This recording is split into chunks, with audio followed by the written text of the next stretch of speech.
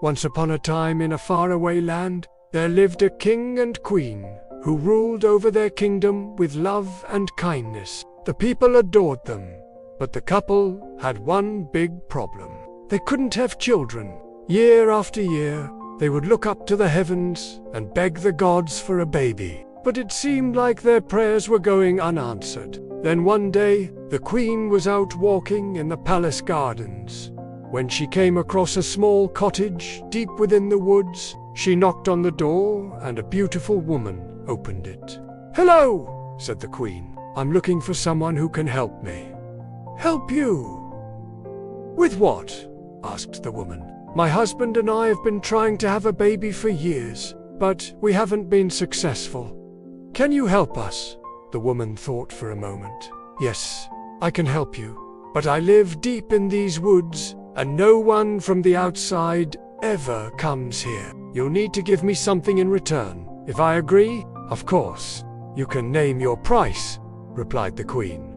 "I will give you anything you want." And so a bargain was struck, and the woman helped the queen become pregnant. Soon enough, she gave birth to a beautiful baby girl, and the king and queen were overjoyed. They named her and as she grew up, the princess showed just how special she was.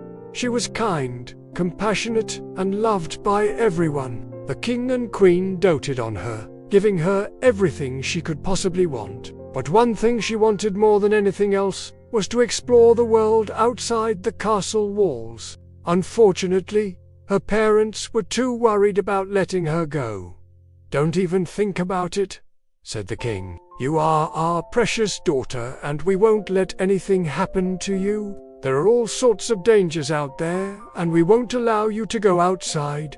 But Rapunzel didn't listen. She wanted to see what was beyond the walls so badly that she snuck out of the castle every chance she got. The only problem was that she quickly became known throughout the land for her stunning beauty.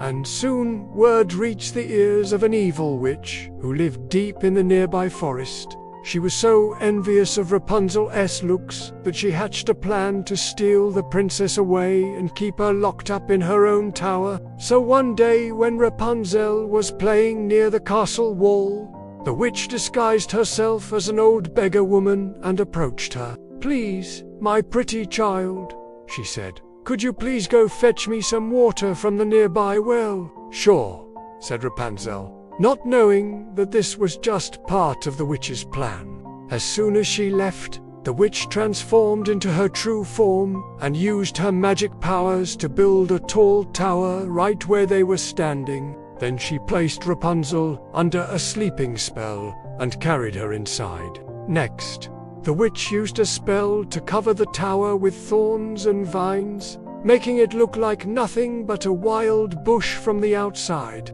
Finally, she climbed up to the top of the tower and hid herself inside. Meanwhile, when Rapunzel woke up, she found herself alone in a dark room with no way out. She tried to call for help, but no one could hear her. Just then, the witch appeared at the top of the stairs. "Well, well, well," she said, "looks like you're all mine now." Then she'll cast another spell, trapping Rapunzel inside the tower forever. The witch was so happy with her new prize that she decided to make her stay as comfortable as possible. She furnished the room with beautiful furniture and filled it with all the latest fashions. She also hired a team of servants to wait on Rapunzel, hand and foot, and bring her whatever she desired. But no matter how much luxury the witch lavished upon her, Rapunzel still longed for freedom.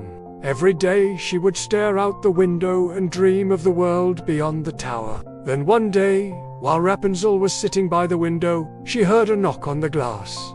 She looked down and saw a young man standing below. "Hello," he called up to her. "Who are you?" asked Rapunzel. "My name is Flynn Rider," he replied, "and I was just passing by when I saw you standing here.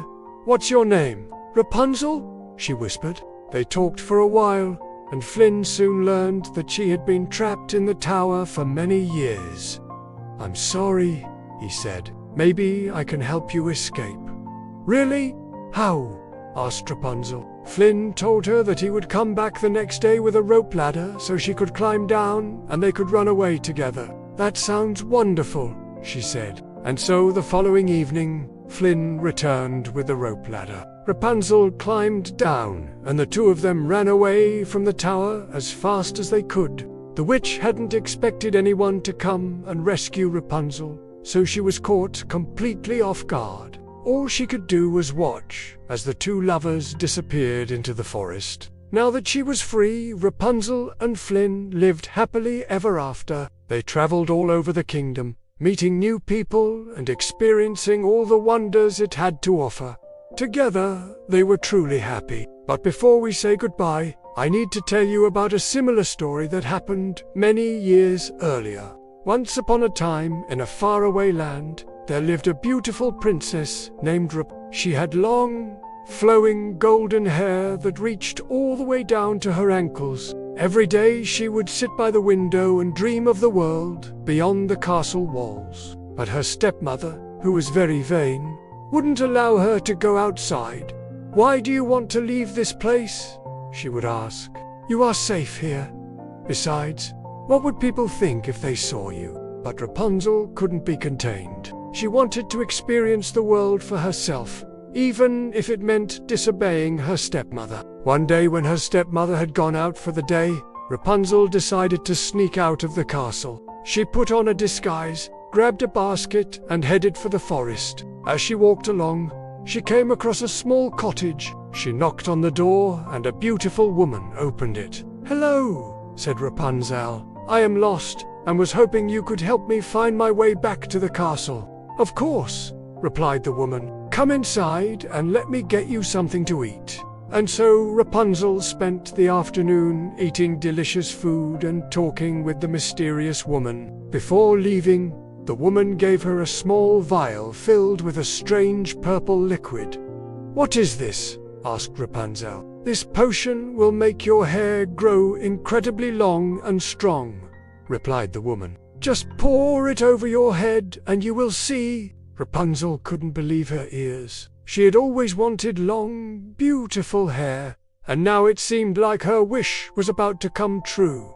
"Thank you so much," she said, and then she ran home as fast as she could. As soon as she arrived, she poured the potion over her head and waited for it to work. At first, nothing happened. She was just about to give up hope when suddenly her hair began to grow longer and thicker than she had ever imagined. It reached all the way down to the floor, and each strand was stronger and shinier than the last. Overjoyed with her new hair, Rapunzel ran to the bathroom to take a closer look. That's when she noticed something strange. Each strand of hair had a small purple flower woven through it, and upon further inspection, she realized that these flowers were identical to the ones growing outside the cottage in the forest. Suddenly, she remembered the woman's words. "This potion will make your hair grow incredibly long and strong." And just like the woman had promised, her hair was now both long and strong. But she had never agreed to become the woman's prisoner. In fact, she had specifically told the woman that she didn't want to be trapped inside the castle. Yet here she was, unable to leave because of her own vanity. Rapunzel knew that she had made a terrible mistake. If she hadn't been so vain and listened to her stepmother, she wouldn't be in this mess. Now she was trapped inside the castle with her long, luscious locks, unable to escape. And that's why, my little friends, we should never let our vanity get the best of us. No matter how beautiful we think we are, there will always be someone who is more beautiful than us. So remember, true beauty comes from within, not from our looks alone. And with that, our story ends. Thank you for listening.